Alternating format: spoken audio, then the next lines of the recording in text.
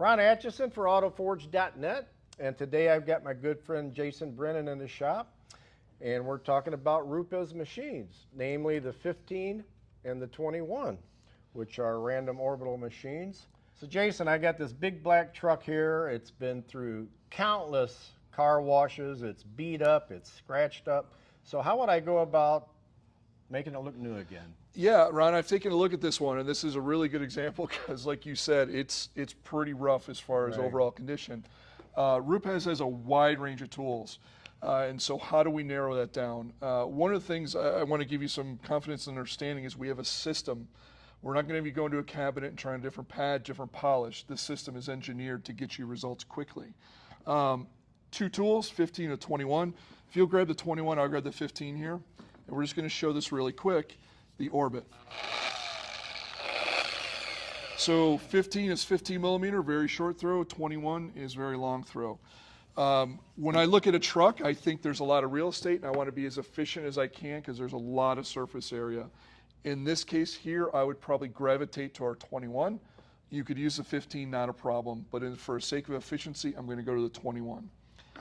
And what I want to do here is I want to figure out what is going to be the fastest process to get results here. And what I like about the RUPES system is that we're going to be able to produce results from a 30 to 45 second application.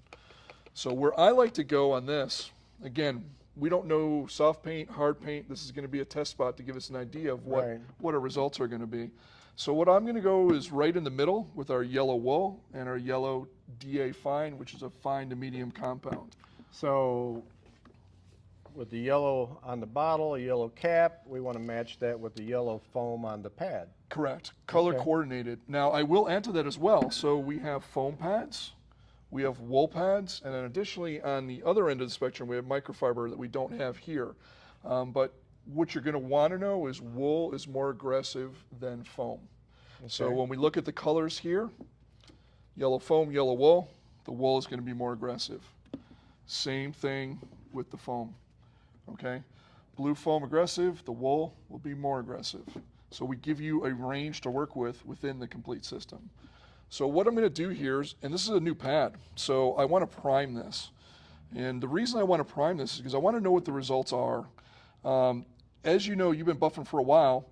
A pad will work better once it's actually used a little bit, right? Right. So I want to get these results quickly as possible. I don't want to do a test spot here and then do the whole hood and realize it looks different than when I started. So I want to coat all the fibers real quickly. And we're going to put the tool on speed 2. We're going to prime a spot.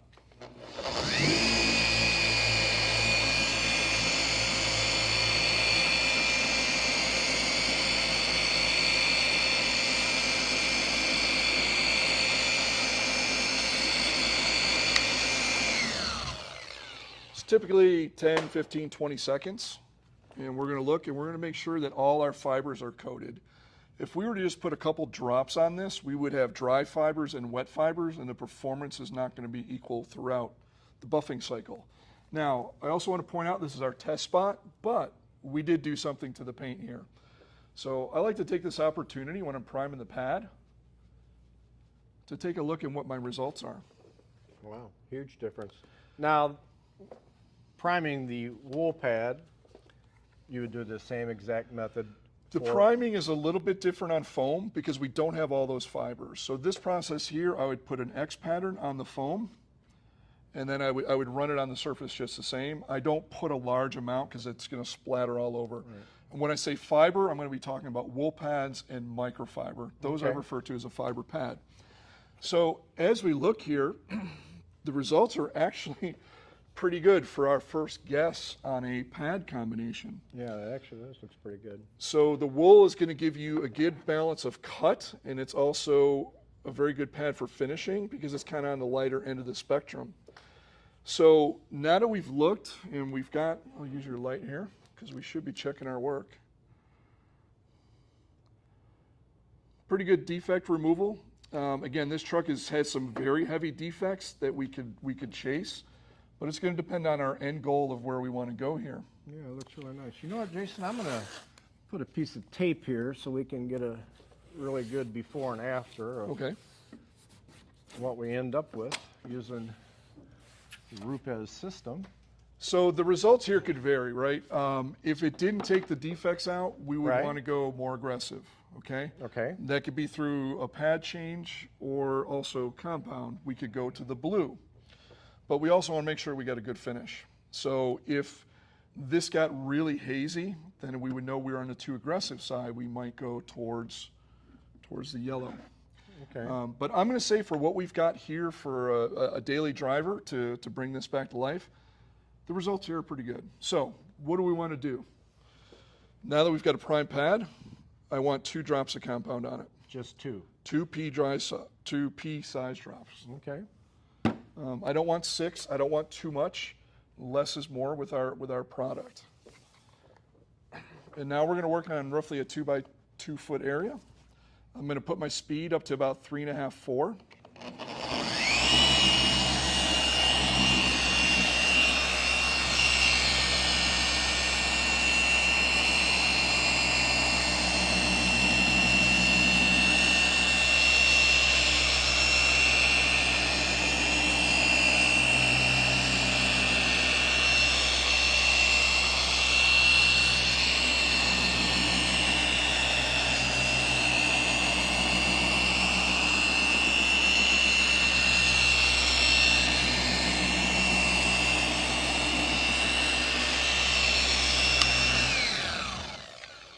Now, I'm only going to do 2 to 3 applications. A lot of times when you look at a YouTube video, people are doing 4, 5, 6 passes. Right. It's overworking the paint.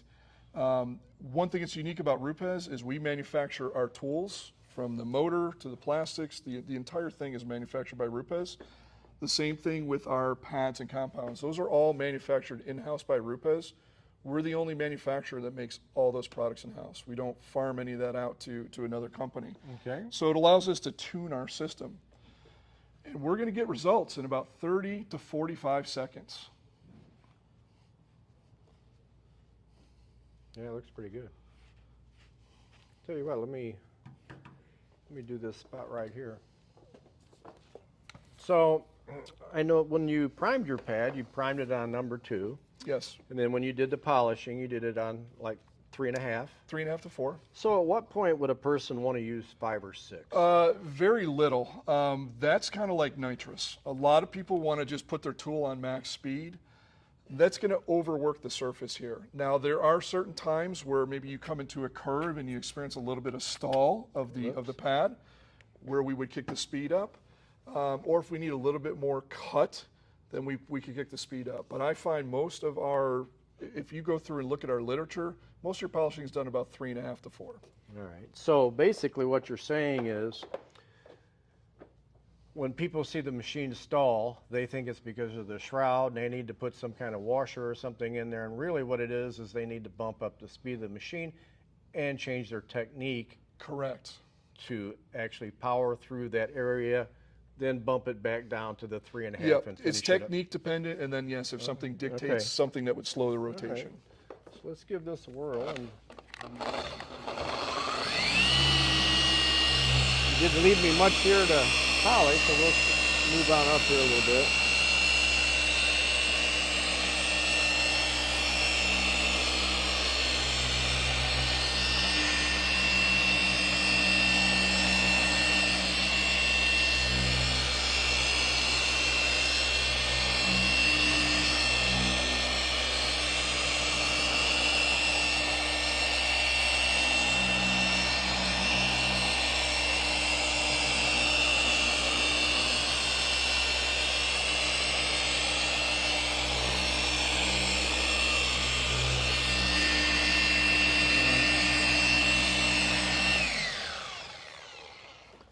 I think you've done this before. Yeah. And this is a very steep angle, this concave portion of the hood, and there was no pad stall at all. Correct. Yeah. So this is an area that, you know, depending on what you have in your arsenal, you might want to do that with a 3-inch tool. Right. Okay. Or if the car had a lot of curves like this, then maybe you would grab the 15. The 21 has a lot of karate chop, that Mr. Miyagi motion, so Right. that might dictate what tool you're going to use. Looks great, actually, for the little bit of effort that we just put into this. Yes, that's really important, the engineering behind the match pads and the compounds. We don't want to overwork that. One thing that really gets overlooked as far as paint is when you're polishing, you're taking stuff off the surface. Right. If it's a base coat, clear coat, you're removing clear coat. If it's a single stage paint, you're removing paint. Yeah, it's kind of like a haircut. You can't put it back on once you cut it off. Yeah, the goal is to remove as little as possible. Yeah. And one thing I like to mention too, some people don't think of it this way, if we've got a scratch in there, we're not really taking that scratch out. We think we are, but the way we do that is we're leveling the surface around it to the depth of that scratch. Right. So the more we try to chase that scratch, the more clear coat that comes off. Right. And with UV rays in Florida, and we want to preserve the paint. Yeah, that's a huge difference. Right here was a very good deep scratch, and you can see right to the tape line where it disappears. And we weren't overly aggressive with that either, Correct. so that worked out very nice.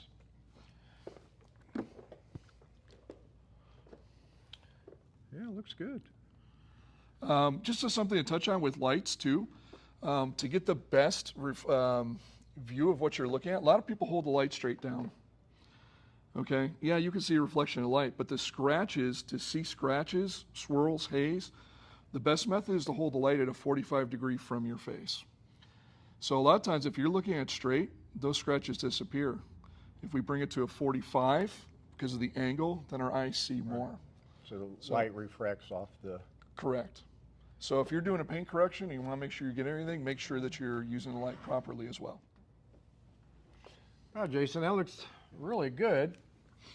So at this point, are we done? Should we just go straight to a wax or a paint sealant or something like that? Or is there another step that we should do at this point? Well, what we've got here is black, and obviously black is going to show more defects than a light color, white, silver, what have you. Sure. And I'm a very picky guy. I like Right. black to be perfect. Right. So that's just my normal nature. This paint also is telling us that it's soft, okay? We've got a lot of defects that we removed with the wool pad, but the wool in this soft paint has induced a little bit of haze, okay? Right. Maybe to the soccer mom, they may not see that. I see it. Or a white car or a silver. Right, right. So for that eye, I would go to a second follow-up step with a finishing polish, Okay. ultra fine.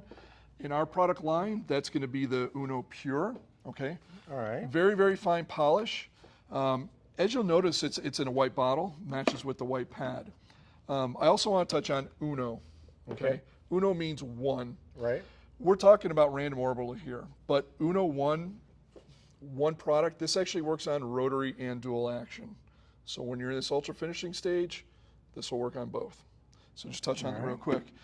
So in that case, what I'm going to do, I'm going to go back to our 21, and we're going to go to a foam pad, and I'll touch on the priming of this pad. We did the priming on the wool, and So, not to cut you off, Sure. but again, we're white and white. yes. Okay. So we primed the foam pads just a little bit different because they don't have fibers. The fiber obviously has a lot of surface material, but we got flat foam. So we don't want to sling this all over the place, and it's not as critical for putting much product on. So what I like to do is put an X, and as you notice, I'm not taking this right to the edge. I don't want to sling it all over. We're just simply going to get the pad primed. You remember what speed for priming? 2. Perfect. So we're going to do the same thing. We're going to go back down to 2 and prime the pad. Basically just hold it in place again for another 20 seconds. Yep. All right.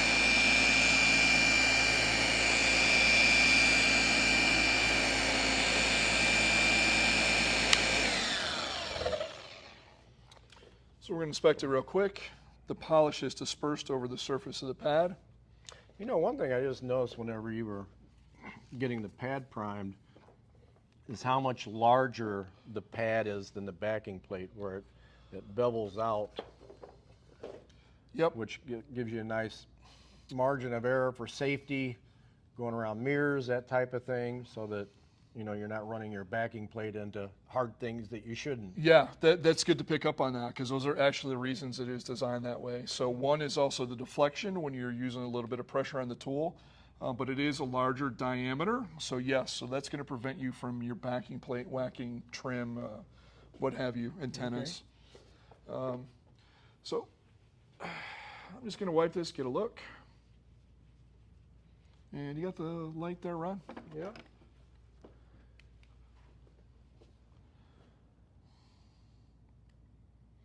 Oh yeah. Remove our haze, right? Yeah, you can see the haze. So we're just priming the pad here. Now we're going to do a full application. Yeah, it's actually very easy to see the haze once you go outside of where our test spot is. Yeah. Same thing. Okay, we're primed, so we only want 2 drops of product. Not 5, not 6. We don't need that. We're designed for 2 pea-sized drops. I will say this though, because you lived up north Wisconsin. Climates change, that may dictate the amount of product that you use. Okay. So let's say in a northern climate where the air is a little bit drier, maybe you're going to have 2 to 4 drops on here. Okay. We're in Florida, a lot of humidity. Yeah. So we're going to start with 2. All right. So should a guy, really no matter where he's at, start with 2 to evaluate it? And add as you need, right? But you may find climate or variables will affect that a little bit. So I'm sorry, I spent a lot of time in Florida, so I skipped that a little bit. So now I'm going to go up 3.5, 4, and we're going to do an application.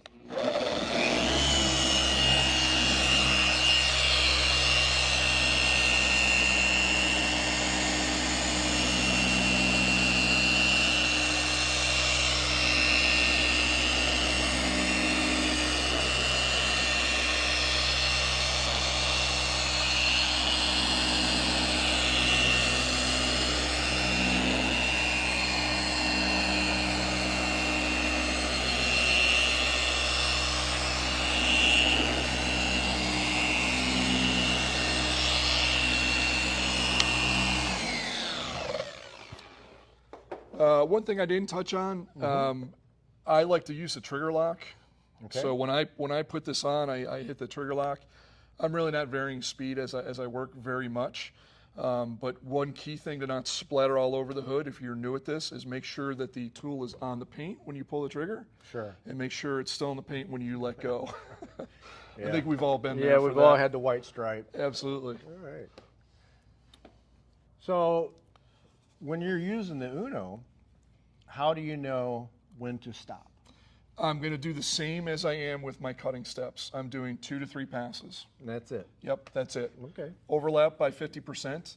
One thing I might do a little bit differently is I'm not cutting to remove defects. I'm simply polishing.